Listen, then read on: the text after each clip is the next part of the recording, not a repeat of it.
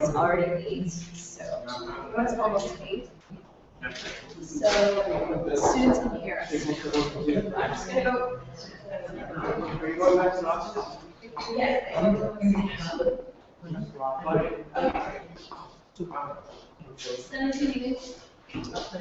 So is all set up.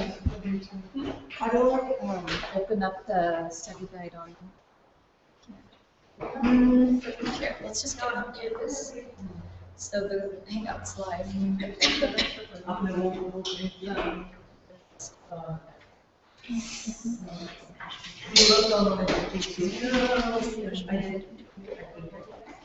know I barely okay,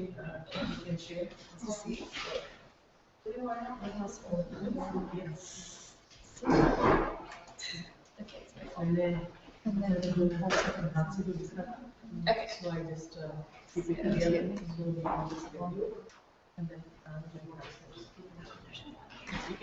on the So 30 minutes. meaning.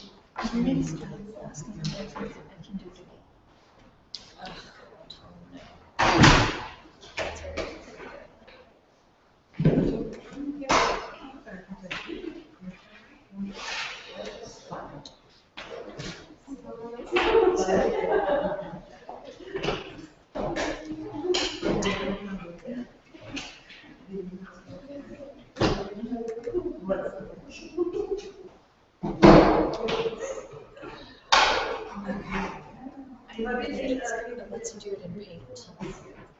I'm pretty sure. Because I would cool if you could just write your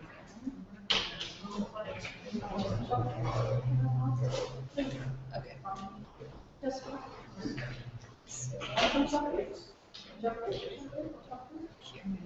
Okay, and then the examples. The examples, if you want to open the examples, here, we'll just, I think it's just gonna. Okay, okay. Okay,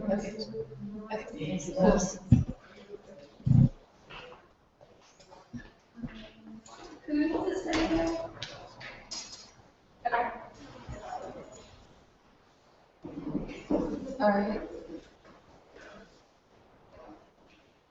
Does everyone have a study guide? If not, it's being projected on the screen. And it's on Canvas.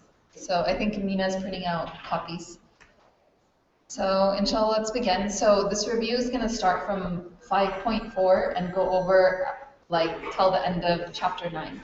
And that's kind of what he covered after the midterm, and so that's what we're going to focus on.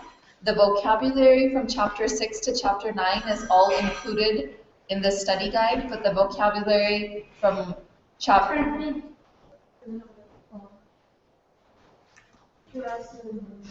Why did it turn pink? I don't know. Did you tell the sister? No. It's white on my screen. Hold on. That's my screen. Not going to show you. That's my. Does it have some pink messages? Yeah.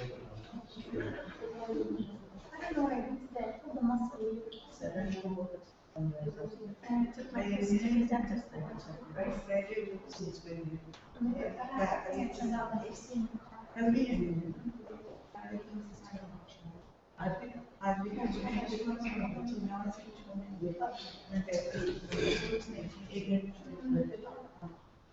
many are like you can go with it and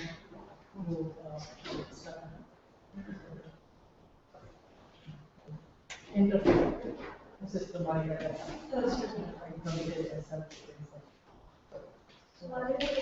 Sister Maria was including she has arranged this. For just like this is very hard.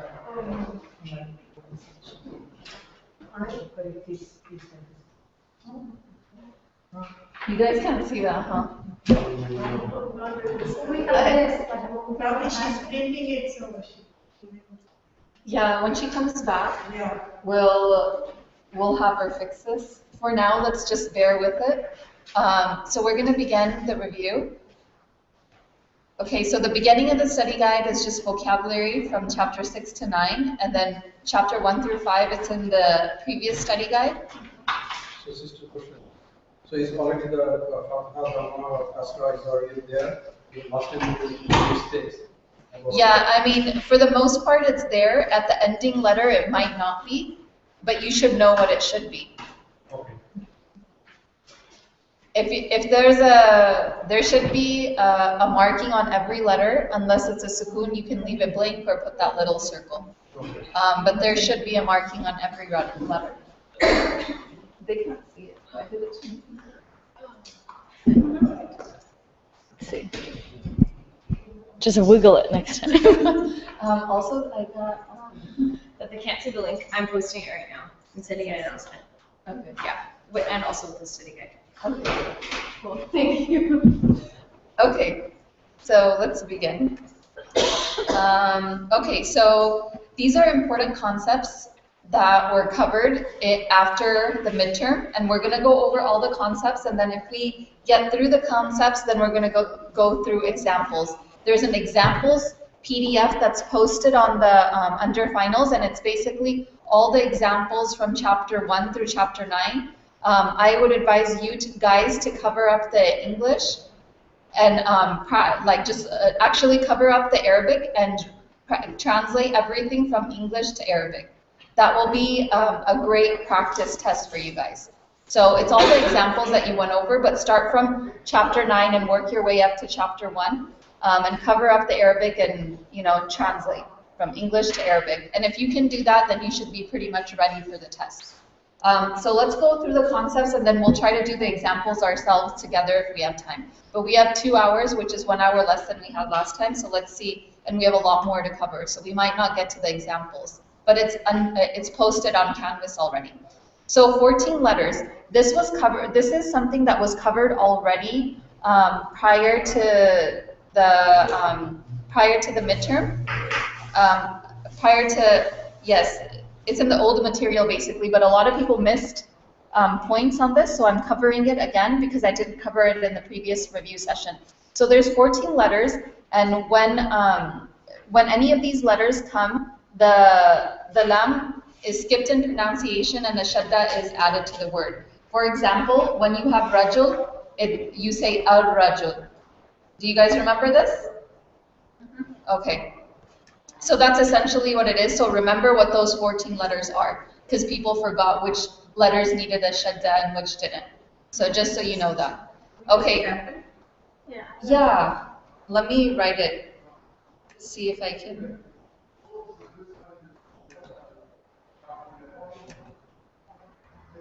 So an example. So my writing is not going to be the best, but sorry. As long as we understand this. Okay, so this is rajul, okay? It's sort of legible.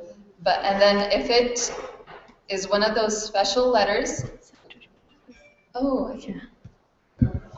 Yeah. This is as much as you. Hang on, I need to troubleshoot the problem really quick. Oops. Try to think again.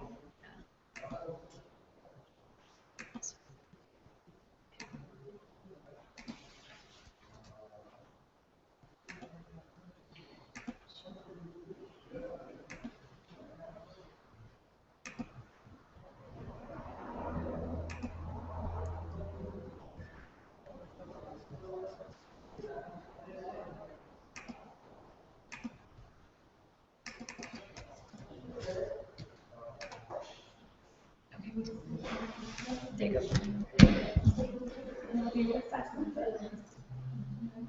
With the study guides. Okay. So let me rewrite this so it's more legible.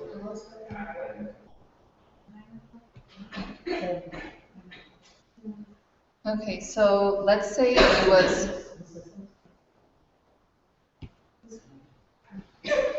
Rajul versus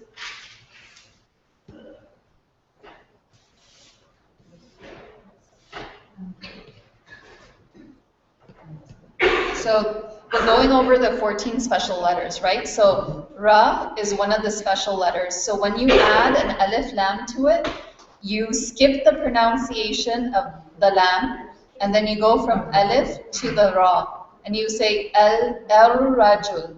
and the ra gets a shadda.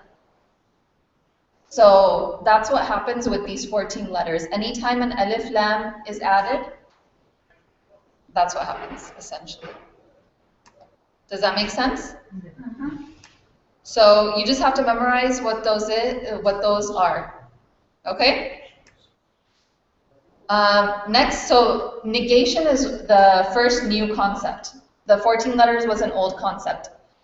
Negation is when you negate a past tense verb using the word ma. Okay? Ma is seen before as a question word, right? But it can also be used to negate something. And you place it, but it's specifically a verb. So you place it before the verb, and it doesn't affect the verb in any other way. And it basically means no. Instead of, that's a way to say no. And so, for example, how would you know if it's saying what or if it's saying no? You would only know from the context of the sentence. So if you understand the rest of the sentence, you would know whether to read it as a what, a question word, or as no. Okay? So that's basically what you need to know. Do you want me to go over an example with you for that? Yes? Yes.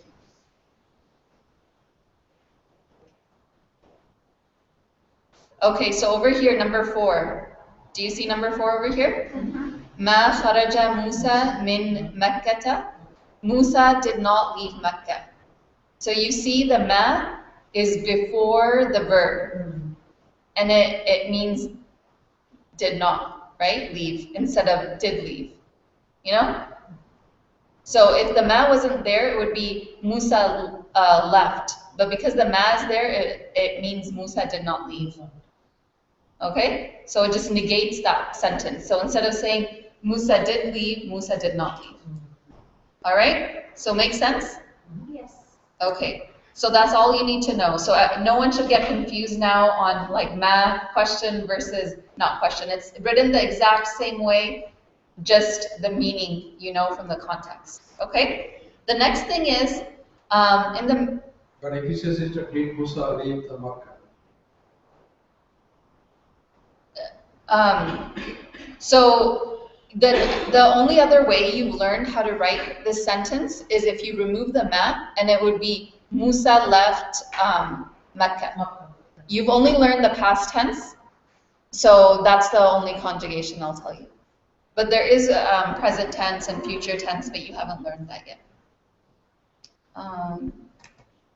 Okay, so the next thing is the preposition lam. Remember how last midterm, in the midterm study guide, there were all these different prepositions? And remember there were certain special prepositions that turned the noun after it into a kasra? So this is one of those. So I would add that to that list of things that you need to memorize. The lam indicates possession of something because it means to, for, belonging to. The noun or adjective that follows it takes a kasra, okay?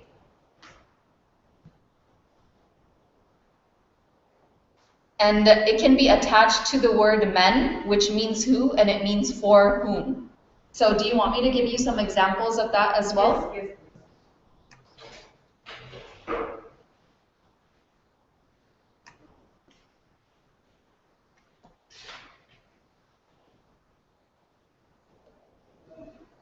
Okay, so over here in number 2, you'll see al-jannatu li mu'mini. The lam over here is that special preposition lam, the lam over here, and it's making the noun after it into a kasra. Do you guys see that? And so it's a special preposition, and in this sentence it means for. So remember, it has multiple meanings. It can mean to, for, belonging to. Does that make sense so far? There's also, over here, when the li comes after al, the alif is dropped and the following letter will still take a shadda if it is used when the al was used. So let me give you an example of that because that's I wanted to say the rule, but let me give you the example. So for example, if it's lam plus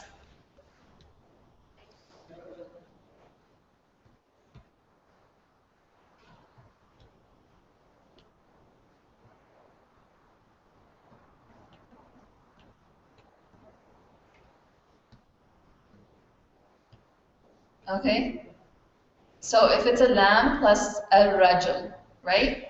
It would become lirrajuli, okay, with the kasra. The alif is dropped. Does that make sense? But if it doesn't have an alif lam, I'll write it, I don't know, this is not scrolling down. Okay, so I'll write it up here. If it's lam plus a word without the alif lam, it would be just like it is.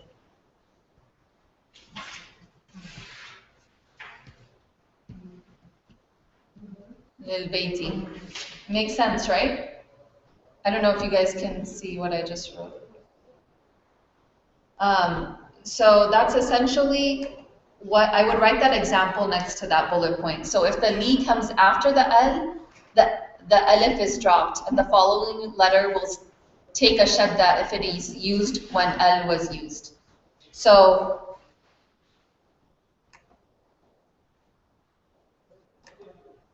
over here, remember, al-rajul would take a shadda. That's why this takes a shadda. If it would not normally take a shadda, then it would not take a shadda. Okay? So basically, you just have to remember that the alif is dropped, essentially. Makes sense, right? And then the other thing that you need to remember is it makes everything after it kasra. And you have to remember the different meanings. And then the other thing that you need to remember is it can come with the word men. And men means who, so this means for whom, if it's written like this. Okay? So I would write these notes next to the study guide. I purposely didn't put examples in the study guide because I wanted you to take notes while you were listening to the review. Okay, so the next thing is, any questions so far? Okay, pretty self-explanatory, right? These are easy concepts. We're going to get into the hard stuff in a bit. Okay, so the next thing is, there's a particle of emphasis for past tense verbs. So when you want to emphasize something, everyone knows what emphasize means, right? When you want to like make your point, you add either qad or laqad. This is qad over here, and this is qad, and then laqad. Either or in front of a past tense verb, okay? And it's translated as indeed. So this particle creates emphasis to the meaning of the word. You want an example? Yes. Okay, so over here, number 3, it says لَقَدْ ذَهَبْتُ إِلَى الْجَبَلِ. The correct translation would be, indeed, I went to the mountain. So it's emphasizing, it's not just I went to the mountain, it's like, indeed I went. So if like someone's like, did you really go to the mountain? Then you would be like, indeed I went. You're trying to emphasize it. So anytime you want to prove your point or you need emphasis, then you would use laqad or you can use qad. And it's only with a past tense verb, which is the only verb you know. Laqad or al? Huh? Laqad or al? No. Laqad or qad. Qad. See? Laqad or qad. Okay. The next thing is a particle of emphasis for nominal sentences. What are nominal sentences? Sentences that begin with a noun. So the way you emphasize those is you add inna in front of that. Okay? Inna also means like, indeed, most certainly. You've probably read in the Quran like, inna Allah, you know? It means like, indeed Allah. Like it's kind of emphasizing a point.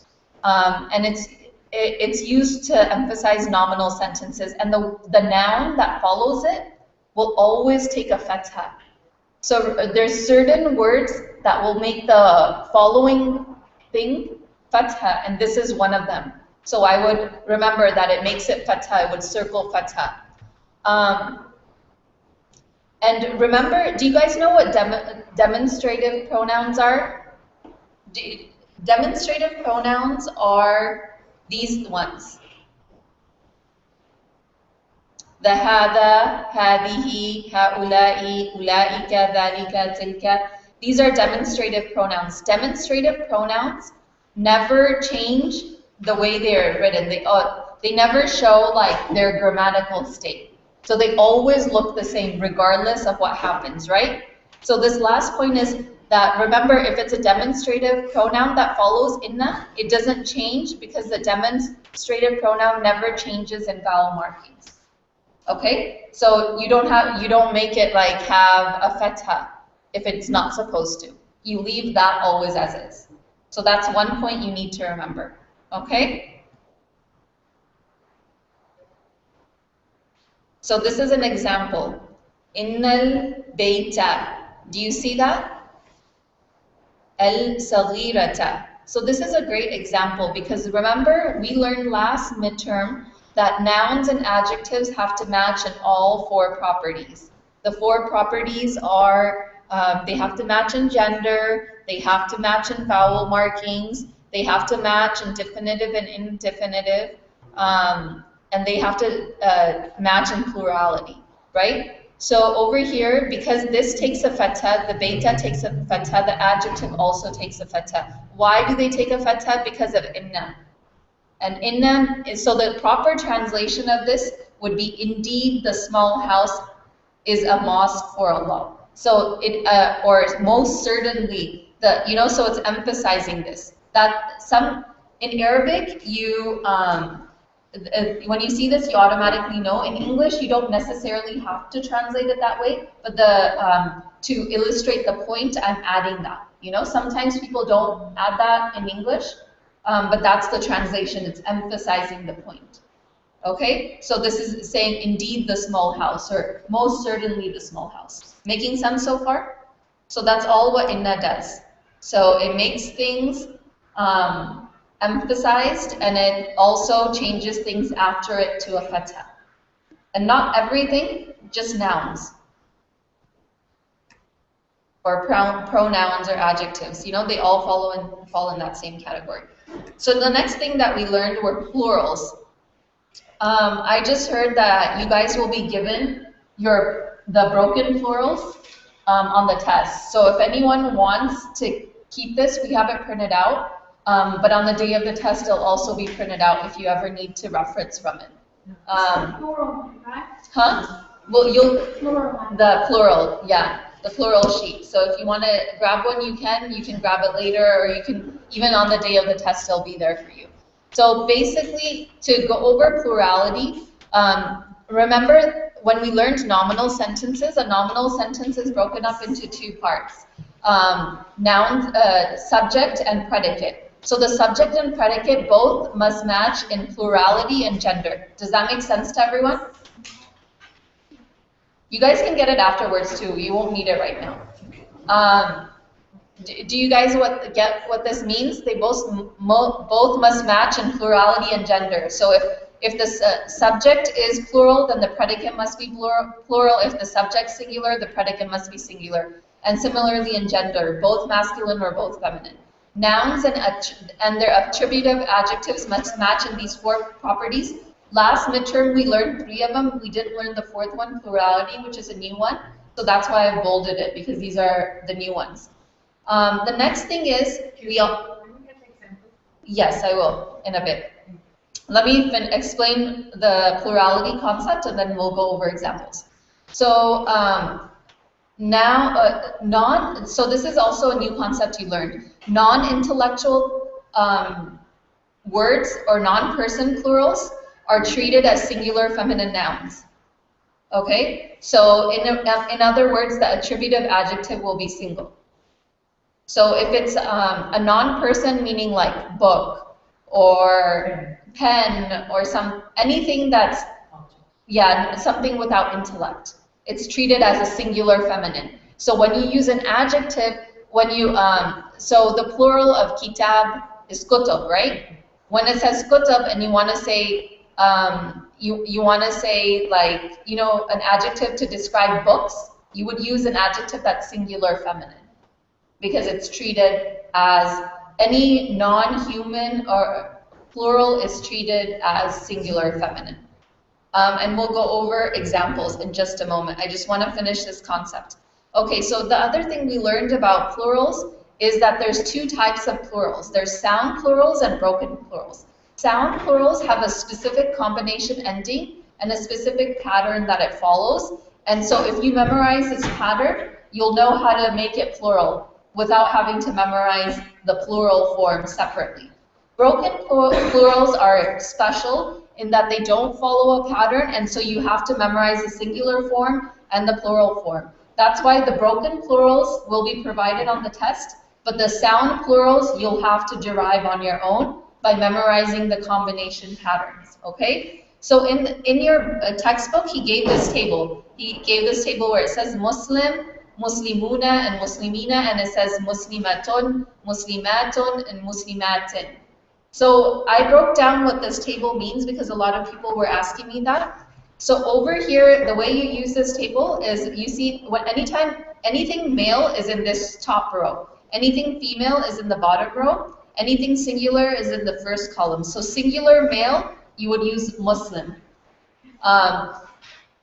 Plural male, if it is supposed to have a dhamma ending, it would be Muslimuna. If it's plural, more than 3 people, 2 people have a different conjugation. So this is 3 people or more, and it should have a fatha or kasra ending. You would say, and it's masculine, you would say Muslimina. If it's feminine and singular, you would say Muslimatun. If it's feminine and plural with a dhamma ending, it would be Muslimatun. And if it's feminine and plural with a fatha or kasra ending, it would be Muslimatin. Okay? So you see the root word is Muslim, right? And then you add the una ending, or the ina ending, or the ta, or the atun ending, or the atin ending. You see?